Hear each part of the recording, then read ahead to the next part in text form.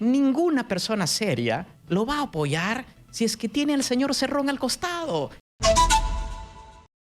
Quisiera que comencemos por este tema que ha llamado la atención. Hay una solicitud de impedimento de salida del país en contra tuyo. ¿De qué se trata exactamente?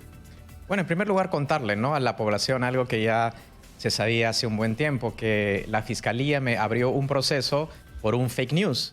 Es decir, un ciudadano peruano que vio una entrevista en televisión en donde alguien me acusaba de recibir dinero de Odebrecht, y con ese video, con esa entrevista, la Fiscalía me abre un proceso. Es decir, cualquier persona que te acuse por televisión o por radio, entonces la Fiscalía abre proceso así a cualquier ciudadano. Eso pues es inexplicable.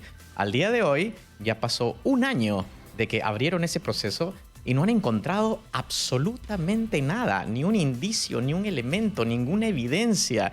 Y sin embargo, ahora me llevo con la sorpresa que el fiscal le está pidiendo al juez que pida impedimento de salida del país hacia mí, cuando en realidad no hay ningún argumento ni ninguna razón, y como repito, no tienen absolutamente ninguna pieza de información en contra mía. Es decir, se está judicializando los memes y se están abriendo procesos por fake news a los ciudadanos peruanos. Esto a mí me parece realmente un abuso. Nosotros estamos ya evaluando la posibilidad de denunciar a los fiscales que están haciendo esto. En lugar de estar persiguiendo a gente inocente, deberían de estar persiguiendo a tanto corrupto que está en la calle y que no rinde cuentas. Y la verdad es que, Nicolás, la preocupación es de que la Fiscalía está ya teniendo una gran, digamos, un abuso tan grande, sistemático, que todos los ciudadanos estamos ahora expuestos a eso. Ahora resulta que si yo mañana te denuncio a ti porque me da la gana, porque alguien en la radio te dijo algo, entonces resulta que la Fiscalía ahora te va a abrir proceso. La verdad es que estamos gastando dinero de los contribuyentes peruanos, recursos del Estado, en seguir procesos que no tienen ningún sentido, con personas honestas que hemos estado metidas en política, en lugar de estar dedicando esos recursos, como repito, en perseguir a la gente que realmente le ha robado al Estado. Ahora, lo que no me queda claro es quien tiene a cargo las investigaciones sobre Odebrecht es el equipo especial Lavajato. Nosotros hicimos en su momento, cuando apareció porque esto aparece como una versión en redes sociales. Así es. ¿No es cierto? Que es tomado por por algún programa de la cadena Willax. El señor Bates.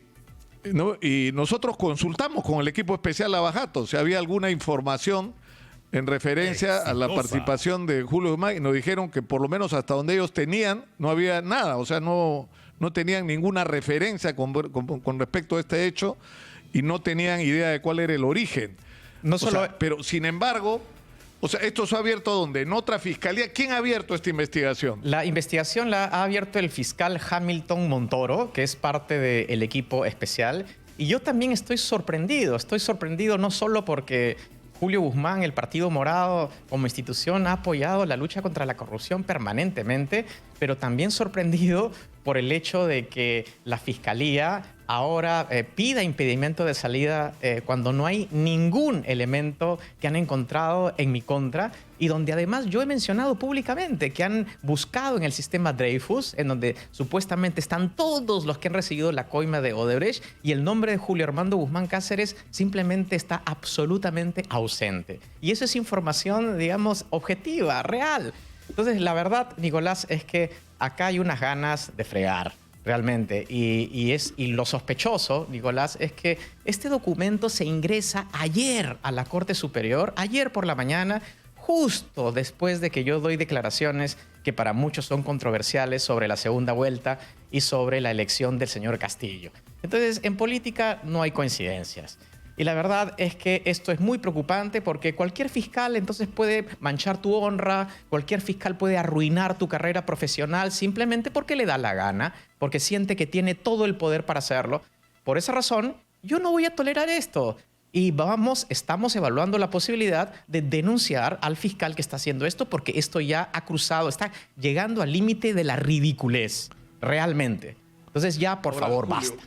tú has dicho que esto tiene de alguna manera un contexto, una relación con un asunto político. Exitosa. Y de eso es lo que quisiera hablar ahora. Tú has ido a visitar al profesor Pedro Castillo y a la salida de tu encuentro con él has dicho que te has reunido con el virtual presidente electo, creo que esa fue tu frase exacta, Pedro Castillo. ¿De qué se habló en esa reunión? ¿Y qué es lo que tú piensas a partir de ella, de lo que podría pasar en el Perú? Bien, en primer lugar, contarte que nos hemos reunido con los dos, tanto con la señora Fujimori como con el señor Castillo. Y en la reunión de ayer fui a informarle que el Partido Morado y su comité político dan por presidente virtualmente electo a él, porque obviamente los resultados ya están. Las actas que están en disputa jamás van a alcanzar superar la diferencia de votos que ya tiene el señor Castillo sobre la señora Fujimori. Y la verdad es que los peruanos estamos ya perdiendo el tiempo y estamos aceptando cosas que son democráticamente inaceptables, Nicolás. Yo puedo admitir que hayan apelaciones dentro del marco de la ley, pero lo que no se puede tolerar es que hayan candidatos al Congreso elegidos que estén llamando a golpe de Estado, que estén pidiendo nuevas elecciones, que se esté promoviendo que la gente vaya a los domicilios de las autoridades electorales para hostigarlas, que estén generando la violencia, que estén promoviendo que la gente hostigue a periodistas que simplemente tienen opiniones independientes. Entonces, eso no lo podemos permitir, porque eso ya está saliendo de lo democrático. Yo, como persona, voté viciado, porque ambas opciones me parecen realmente incapaces de poder sacar al Perú adelante. Y el Partido Morado se ha mantenido independiente en la segunda vuelta y va a seguir siendo independiente. Pero una cosa es la posición política y otra cosa muy diferente es el respeto a las reglas que nosotros mismos hemos establecido para las elecciones. Es decir, los peruanos tomamos decisiones en primera vuelta, nos guste o no. Exitosa. Y ahora ya no vamos a asumir la responsabilidad de nuestras propias decisiones. O sea, ahora que elegimos a estas dos opciones y ahora entonces no vamos a asumir nuestras propias decisiones, eso significa que realmente no estamos madurando, no estamos tomando decisiones maduras. Ahora mi preocupación, Nicolás, es que si la polarización continúa y si la promoción de la violencia, como está pasando, continúa, pueden haber muertos. Pueden haber muertos. Y ahí es donde vamos a tener que lamentarnos. Hay que ponerle ya un punto definitivo a esto. La OMPE ya dijo al 100% del conteo, el señor Castillo ganó, nos guste o no. Y ahora tenemos que movernos hacia adelante y tenemos que exigirle a los dos candidatos diferentes cosas. Al señor Castillo, pedirle seriedad y pedirle responsabilidad. Que por favor maneje la economía de una forma sensata, con equipos técnicos responsables, serios, que por favor entienda la complejidad del momento y de respetar todas las normas democráticas en el país. Y por otro lado, pedirle a la señora Fujimori que por favor que acepte con madurez los resultados. Si ella ha dicho en toda esta segunda vuelta que ha cambiado, que realmente quiere respetar las instituciones, bueno, que lo haga, porque la gente que la acompaña el día de hoy no lo está haciendo exactamente Ahora, Julio, lo contrario. Ahora, yo creo que hay una situación, ha habido una reacción brutal con respecto a algunas cosas que dije el día de ayer, que en realidad fue tal vez una dosis demasiado cruda de realismo, digamos, ¿no? Que es el realismo de los números, ¿no? O sea, según los resultados de la OMPE, como tú mismo dices, hay un resultado favorable para Pedro Castillo, aunque por escaso margen, y todos estos recursos de nulidad, como acabamos de reportar esta mañana en función del informe riguroso de Ojo Público, están siendo denegados. Es decir que, digamos, si las cosas siguen su curso, quien va a terminar siendo proclamado es Pedro Castillo. Entonces, ¿qué ocurre? Que los dirigentes de Fuerza Popular le crean a la gente expectativas sobre que esto puede ser diferente. Así de es, que esto Nicolás. se puede revertir. Pero esto lo hacen, Julio, amparándose en un sentimiento que a mí me parece razonable de la gente. Hay gente que votó por Keiko no porque le guste Keiko, sino porque le tiene mucho miedo a un gobierno de Castillo. Que piensan que es un gobierno donde no es que se van a cambiar las cosas, sino se va a perder todo lo que hay de bueno en el Perú. Y va a ser un gobierno que en términos políticos puede abrir el camino a una dictadura comunista, de que se perpetúe en el poder, o que en términos económicos nos convirtamos en una autarquía, que se prohíban las importaciones, que se expulse la inversión extranjera, que se establezcan controles de precios, que se viole la autonomía del Banco Central de Reserva y entremos otra vez en el trompo de la hiperinflación. Es decir, son temores reales de la gente. Nicolás, yo tengo y los que mismos... están amparados en que agarras el ideario de Perú Libre y te asustas, ¿no es cierto? Y encima sale ayer Bermejo y hoy nuevamente a reivindicar que ese ideario es con el que supuestamente se debería gobernar el Perú si gana Castillo. Nicolás, yo tengo... Entonces, ¿cómo se enfrentan esos miedos legítimos, Julio? Yo tengo los mismos temores que tú y que mucha de la gente que tú has descrito. Pero yo me pregunto, ¿la solución a esos temores es patear el tablero? La solución a esos temores es decir, no, los resultados no me gustaron, entonces no reconozco las normas de juego. Entonces la democracia funciona solo cuando a mí me da la gana o cuando me conviene. Esa no es la respuesta. La respuesta a temores totalmente legítimos y que también tengo yo es exigirle al señor Castillo de que si él no cumple con ciertas cosas, la gente se va a expresar y la sociedad también. Y tenemos todo el derecho de protestar, de expresarnos, de movilizarnos, de presionarlos. Yo he hablado con el señor Castillo seriamente y le he dicho, dos temas fundamentales son el manejo de la economía y le he explicado en forma muy sencilla qué es lo que debería hacer para mantener tranquilidad en la gente, en los inversionistas, para que el país crezca. Le he explicado paso a paso, desde la A hasta la Z, de cómo hacer para que la economía pueda crecer de una forma tranquila y calmada. Y por otro lado, le he dicho de que ninguna persona seria lo va a apoyar si es que tiene al señor Cerrón al costado y que lo primero que debería de hacer es sacarlo de su lado porque le está haciendo mucho daño y porque le va a hacer daño al país. Yo se lo he dicho personalmente, pero no puedo yo tolerar o no puedo comprender que una cosa sea mi malestar y mi temor con el señor Castillo y otra muy diferente es que eso justifique que yo simplemente patee el sistema al cual yo digo que estoy de acuerdo con la democracia, con las normas de juego, con el imperio de la ley, con el Estado de Derecho. Entonces eso es absolutamente inconsistente. El camino no va por ahí. El camino es, señor Castillo, comience a chambear, sea serio, sea responsable. Y a la primera que usted quiera violar la Constitución, ahí vamos a estar nosotros. Y en la primera que usted quiera hacer algo en contra de la economía, que vaya en contra de la Constitución, como por ejemplo manipular el BCR o lo que sea, ahí vamos a estar nosotros a rechazarlo, a oponernos a usted. Esa debería de ser nuestra posición y eso es lo responsable y lo maduro. Nicolás, ahora en la segunda vuelta, todas las críticas al señor Castillo han sido que no tiene plan de gobierno. Entonces, Nicolás, en la primera vuelta, ¿acaso el señor Lescano tenía plan de gobierno? ¿El señor López Aliaga, el señor Hernando de Soto, el señor Forsyth tenían plan de gobierno? Ninguno lo tenía. ¿Y ahora nos venimos a quejar de eso? O sea, de nuestras propias decisiones que tomamos en primera vuelta porque no votamos a conciencia, sino votamos con el hígado y con rabia y con ira.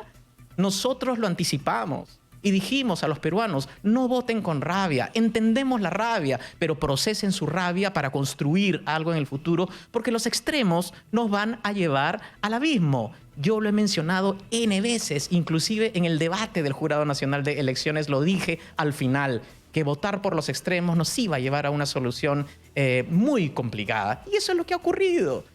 Entonces, ahora en tu diálogo, Julio, en tu diálogo con Pedro Castillo, es decir, ¿de qué se trata? Porque lo que se entiende, acabamos de escuchar a Betsy Chávez, que es una congresista bastante cercana, entiendo, al profesor Pedro Castillo. Lo que ella dice es que la intención en la que está involucrado el profesor Pedro Castillo es supuestamente hacer un gobierno que no solamente incluya gente de izquierda, sino que se abra hacia el centro, ¿no es cierto? Y no solamente convocando, por lo que ha dicho Pedro Franque, personalidades de los colegios profesionales, de las universidades, del mundo empresarial, del mundo de los emprendedores, del mundo profesional en general, sino también gente de otros partidos. ¿Es posible que algún miembro del Partido Morado participe en un eventual gobierno de Pedro Castillo? Bueno, en primer lugar, el Partido Morado nunca le ha pedido algo al señor Castillo, no le ha solicitado nada en lo institucional, en lo personal tampoco. Es más, el Partido Morado se ha mantenido independiente y será independiente. Ayer, por ejemplo, en la conversación que tuve con el señor Castillo hace unos días, un periodista afuera me dice, señor Guzmán, ¿qué le han ofrecido a usted? ¿Qué le han ofrecido al Partido Morado para que diga estas cosas? Y es que la prensa y la población está tan acostumbrada a que la política sea mercantil, a que para que tú tengas una posición de principios te tengan que haber ofrecido algo, en que la gente reacciona así. El partido se ha posicionado de una forma principista. Entonces, en primer lugar, para responder a tu pregunta, de forma institucional, no hemos pedido nada. Yo no le he pedido nada en lo personal, no voy a participar en un gobierno del señor Castillo y el Partido Morado como institución tampoco. Pero sí debo de decir de que cualquier miembro del Partido Morado, cualquier técnico, cualquier persona que quiera colaborar con el próximo gobierno puede hacerlo a título personal, pero pidiendo licencia al partido, porque es su derecho. Como individuo, como ciudadano, lo amparan sus derechos políticos, podría participar como individuo, pero tendría que pedir licencia al partido. ¿Y esto ha sido materia de conversación en la reunión? Esto que estás diciendo, Julio. Lo único que estuvo presente en la reunión con el señor Castillo, no esta vez, sino en la reunión que tuvimos durante la segunda vuelta, fue el mencionarle de que cualquier institución seria, como el Partido Morado o como cualquier otra, que quisiera colaborar con un eventual gobierno, tendrían que ser bajo condiciones, obviamente, muy claras. La primera condición es que el señor Cerrón salga de la foto. El Partido Morado jamás se va a involucrar con un gobierno que está manchado, porque nuestra trayectoria ha sido justamente la trayectoria de la honestidad y la limpieza. Y por otro lado, le dijimos al señor Castillo, si hay algún intento de acercamiento institucional, entonces se tiene que respetar la economía. Porque de eso sí sé. Y de eso el Partido Morado sí sabe. Y si se hace A, B, C, D y en la economía de forma seria, entonces ahí podríamos pensar que el Partido Morado pudiera, de alguna forma, institucionalmente involucrarse. Lamentablemente, Nicolás, ni una condición ni la otra se han dado.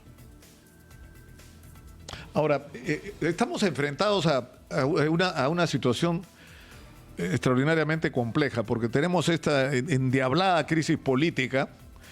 Y estamos en medio de una pandemia que requiere respuestas urgentes, no solo desde el punto de vista sanitario, sino económico, pero tenemos a la vez una oportunidad, como pocas veces se ha presentado en nuestra historia, con el superciclo que según algunos especialistas se ha abierto con respecto a los precios de los minerales. Es decir, que podemos tener en el Perú literalmente un chorro de dinero ingresando gracias a nuestras exportaciones. Y cuanto más exportación de mineral tengamos, esto se va a multiplicar aún más.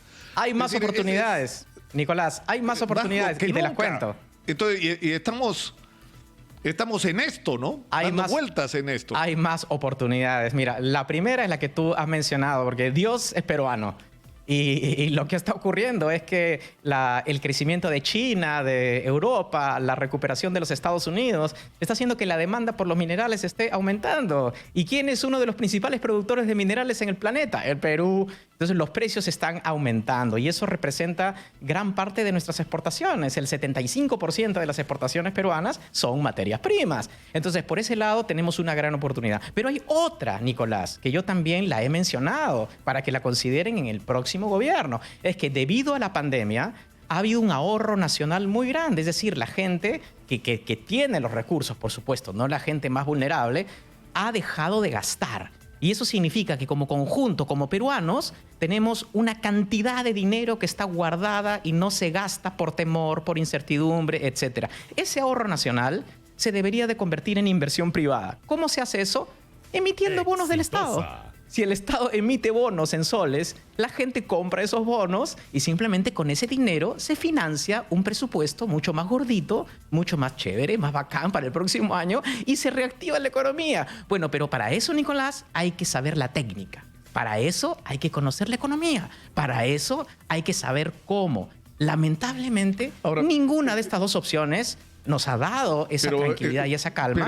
Y ahora tenemos que exigirles eso. Pedro Franque a dar un mensaje, se entiende, porque el propio Pedro Franque lo ha aclarado. O sea, él no le habla porque se le ocurre, sino habla porque el profesor Pedro Castillo O sea, está hablando por encargo del profesor Pedro Castillo, como vocero en estos temas económicos. Y él ha dicho se va a respetar la independencia del BCR, no se va a prohibir las importaciones, no se va a hacer expropiaciones, es decir, se va a incentivar la inversión privada, incluyendo la inversión extranjera. Es decir, un discurso, digamos, que resulta razonable para lo que uno pudiera esperar de una posición de izquierda, digamos, ¿no? Y además el regresar a cada rato sobre la idea de que medio país no ha votado por Castillo y que por lo tanto tienes que tener eso presente todo el tiempo, ¿no? Para las decisiones que pretendas tomar. Totalmente, Nicolás. Lo primero que tiene que hacer el señor Castillo es tener mucha humildad y en verdad darse cuenta que los que votaron por él fueron el 17% de la población en realidad de los que fueron a votar. Si el señor Castillo no tiene claro desde el primer día de que la gran mayoría de la población más bien tiene temor y tiene desconfianza en él, va a fracasar. Lo primero que tiene que hacer es tener humildad. Y no solo él, sino la gente que lo rodea. Porque a veces los escucho y sienten de que el pueblo les ha dado el poder para hacer lo que les da la gana. Y eso no es cierto. Así ha sido simplemente una pequeña fracción de la población y por lo tanto tienen que aterrizar y ubicarse muy bien. Eso en primer lugar. En segundo lugar, yo conozco al señor Pedro Franque. Es una persona muy respetable, es un buen economista. El problema es, la gran pregunta es, si es que realmente el señor Pedro Franque tiene la influencia que parece tener sobre el señor Castillo. Sobre la independencia del BCR, Nicolás, más le vale preservar la independencia del BCR porque eso está escrito en la Constitución. Así que si no lo hace, estaría violando la Constitución y por lo tanto ahí sí nos daría razones a los peruanos para salir a protestar. Entonces, esto es un tema de confianza. Y la confianza se construye con personas que tengan trayectoria, que tengan algún tipo de respeto y conocimiento en política pública. El señor Franque es una persona, pero yo dudo, en primer lugar, que sean suficientes las personas que se necesiten y, en segundo lugar, qué tan cerca está el señor Franque, el señor Castillo, en términos de confianza política. Dos preguntas finales. Está claro que el presidente Sagasti no es un militante activo del Partido Morado, pero ¿a ti te pareció pertinente su llamada a Mario Vargas Llosa? Es decir, se aclaró que no era cierto lo que se había dicho sobre esa llamada, que lo llamó a exigirle, que le diga a Keiko que acepte que había perdido, pero eso no ocurrió, lo aclaró el propio Vargas Llosa. Pero en este contexto tan erizado, ¿te pareció pertinente? Yo conozco al presidente hace 30 años. Y puedo dar fe de su honestidad, de su rectitud y de ser una persona además muy reflexiva en las decisiones que toma. Si fue un error o no, me parece que la historia es la que va a juzgar si es que lo fue o no. Lo que sí puedo decir es que en noviembre pasado, cuando mucha gente dudaba de lo que el gobierno de transición podía hacer, ahora estoy convencido que el Partido Morado y Julio Guzmán tomaron una buena decisión al promover al señor Sagasti como presidente interino, como presidente transitorio de nuestro país. Y ahí ven los resultados, además en un escenario muy, muy complejo y muy difícil. Al margen de si es que algunos piensan que el presidente cometió un error o no al llamar al señor Vargas Llosa, yo pienso que lo que hay que hacer es mirar esto desde mucho más profundidad. Por ejemplo, Nicolás, ¿acaso el señor Francisco Sagasti le ha dado trabajo a los militantes morados? No. ¿El señor Sagasti y el Partido Morado han estado coordinando políticas por debajo de la mesa? No. ¿El señor Guzmán ha estado en comunicación permanente con el señor Sagasti porque son lo mismo y todo lo demás? No. Ya, esa autonomía y ese respeto son pocas veces vistas en el Perú. ¿Cuántas veces políticos dicen algo y lo cumplen? La bancada electa del Partido Morado, los congresistas electos del Partido Morado, ¿van a formar algún tipo de alianza en la cual podría estar incluido el Partido Perú Libre? A ver, nosotros tenemos 3 representantes y 3 muy buenos representantes. Lamentablemente, por norma, por el reglamento del Congreso, no podemos constituir una bancada porque necesitamos 6 miembros como mínimo. Por lo tanto, eso nos obliga a establecer comunicación política, diálogo político con personas o agrupaciones para poder tener una bancada. En eso estamos. en ese tipo de negociaciones. Yo no puedo adelantar, por supuesto, porque esas son gestiones que están siendo lideradas por los miembros de nuestra bancada. Y en su momento, cuando tengamos algo que informar, lo vamos a hacer. En este momento, yo le digo, en este momento, que tal como están las cosas con el planteamiento de Perú Libre, yo veo muy complicado que el Partido Morado como institución vaya a intentar hacer algo en alianza. Es decir, yo, es más, he confirmado la independencia del partido, que vamos a ser vigilantes y vamos a ser constructivos, pero a la vez reclamar y rechazar cualquier tipo de iniciativa que vaya en contra de la democracia o la estabilidad de la economía nacional.